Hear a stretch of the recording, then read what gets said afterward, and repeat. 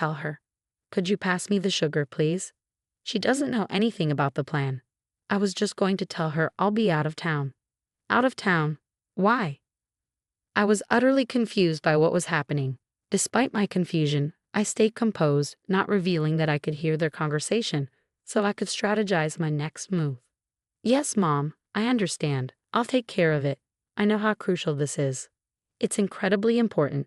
If your great uncle doesn't see us tomorrow, he might give the house to someone else, like your cousin or aunt. We can't let that happen. No one should know about this house. Oh, Mom, you have such a sense of humor.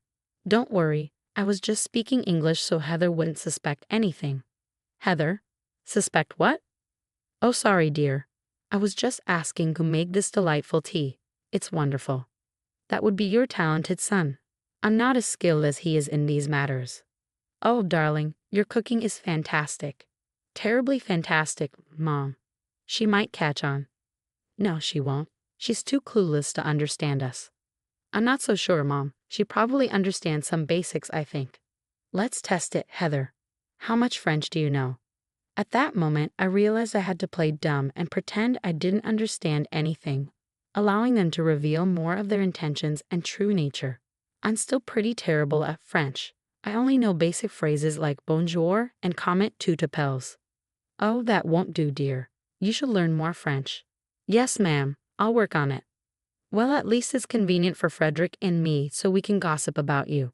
I'm just joking, my dear. We would never do that to you. Isn't that what we're doing now? Yes, and that's what makes it even funnier. They laughed while I continued recording the conversation with Google Translate. As I did, I also checked various apps, websites, and forums to verify the accuracy of what they were saying. After cross-referencing, I found about 90% confirmation, confirming my initial suspicions. Now that I realized they didn't have much regard for me and were openly mocking me, I knew I had to gather more information. Their insults were like slow cuts, but what I heard next shook me to my core. As I was saying, this house is crucial. No one else can know about it. Understand? We stand to make a lot of money if we keep this to ourselves. I'm relieved we didn't tell my wife about this. I don't want to share the profits with her. Me neither. Everything has to go smoothly. Your great-uncle Pierre made it clear that whoever contacts him first inherits the mansion. We need to get there before anyone else and start renovating. I can't wait to have a house in California. It'll be my escape from my wife and life in Florida. Sometimes I can't stand her. You're still young.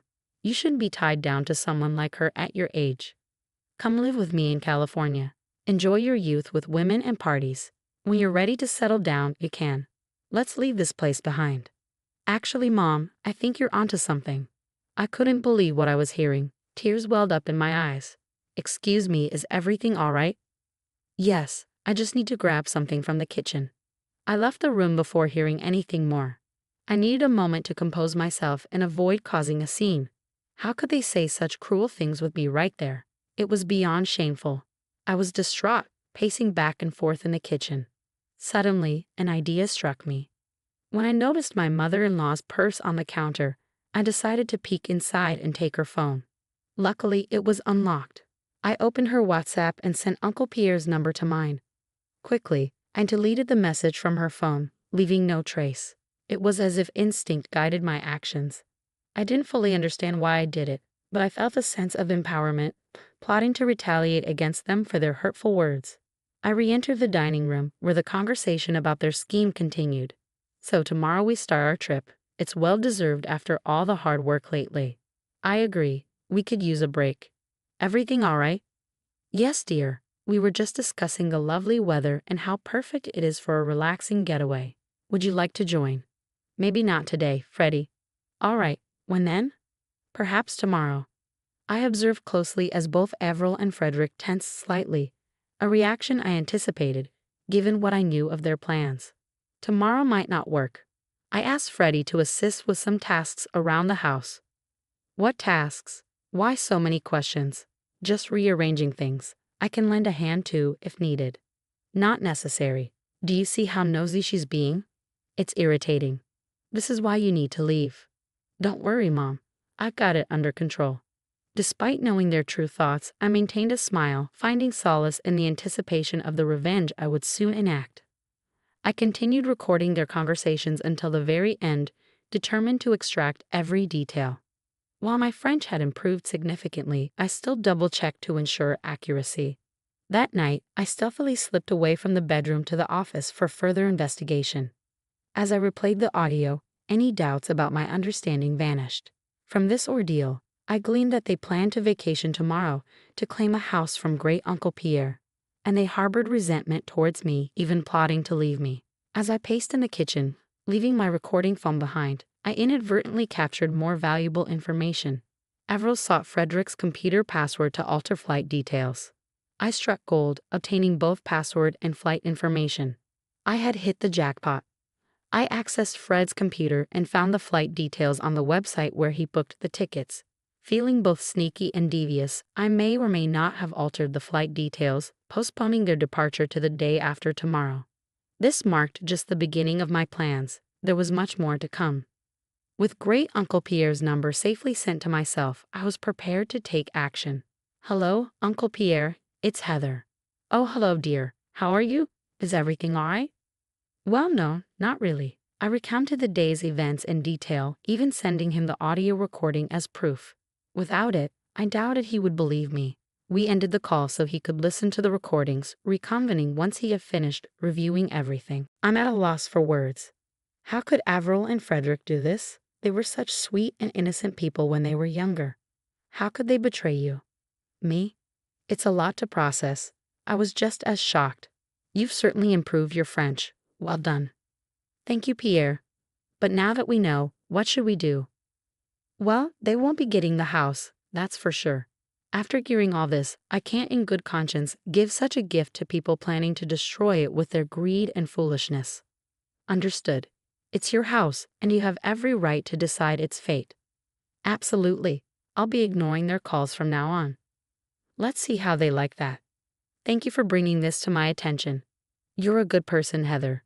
Don't let the darkness of this world change that. Thank you for your time and courage in sharing this with me. It couldn't have been easy. I admire your strength. Take care of yourself. Uncle Pierre, you too. Good night. With that, I felt assured that Avril and Frederick's downfall was imminent. Now that all the pieces were in place, I only needed to wait for the opportune moment to set things in motion. Returning to the bedroom, I found Frederick still sound asleep.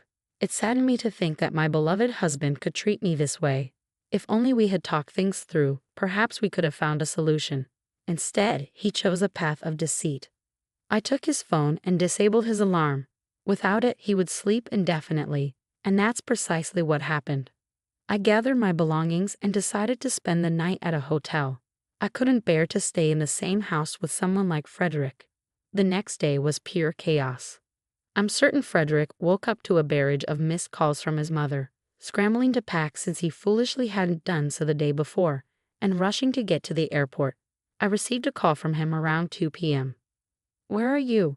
Why didn't my alarm go off, and why aren't you here?" I decided to take a day off for myself. That's nice. A heads up would have been appreciated though. Likewise, Freddie. What do you mean? Anyway, it doesn't matter. I'm running late for my flight, my meeting with Mom. Why are you in such a hurry? She wouldn't mind if you were a bit late. You don't understand. Anyway, it's fine. I won't be home tonight or tomorrow night. I have things to take care of. See you later. Before I could respond, he hung up. He was probably too overwhelmed to realize that I had changed his flight details to the next day. Using the Find My iPhone app, I saw him heading to the airport. Imagine rushing out of the house, barely making it to the airport in time, only to discover that your flight had been canceled. I'm sure he was frantic, rushing around the airport. Suddenly, I received a call from Avril. "What have you done?" "What do you mean, Avril? I know you changed our flight." "If you mean I changed the date, then yes, I did." "Why?" "I thought I was helping. You mentioned needing Freddie's help with something today. When I saw the flight booked for today, I figured I'd adjust it." "You're welcome, Frederick. Come talk to your wife before I reach through the phone and throttle her." "Heather, stop whatever you're doing." Uncle Pierre still isn't answering. Try again. He's not answering because he doesn't want to talk to you too. You understand us? Every word? But how? I warned you, Mom. I said she might understand. So you heard everything yesterday? Yes. Here's what's happening. I'm divorcing your useless son and leaving you too. Have a nice day. Oh, and next time you want to gossip about someone in their presence, make sure they don't understand. Goodbye. I ended the call before they could respond. I had enough of their drama. Later that day, Uncle Pierre called. Hello, dear. How are you holding up? I'm a bit shaken. I just had a terrible argument with Fred and Avril, and now I'm divorcing Fred. I'm sorry things turned out this way, Heather. It's part of life, I suppose. How are you feeling? Well, I finally confronted them, and they're not happy about it. What'd you say? I told Fred he's foolish for mistreating you, and I called Avril out for involving her son in her schemes. And I told them I'd given you the house. You did what? Yes, dear, the mansion is yours. Even if you divorce Fred, it's yours to share with whoever you choose. I'm speechless. It's overwhelming. I wanted the house to go to someone kind, resilient, and compassionate. That's you. It's the least I could do after all they put you through. Take it. And just like that, not only did I rid myself of two toxic individuals who didn't truly care about me, but I also acquired a multi-million-dollar mansion. Watching me gain the house they coveted so much drove Avril and Frederick into a frenzy. They bombarded me with death threats daily, but I simply replied with pictures of different parts of the house. A subtle reminder that it belonged to me, not them. Revenge had never felt so satisfyingly luxurious.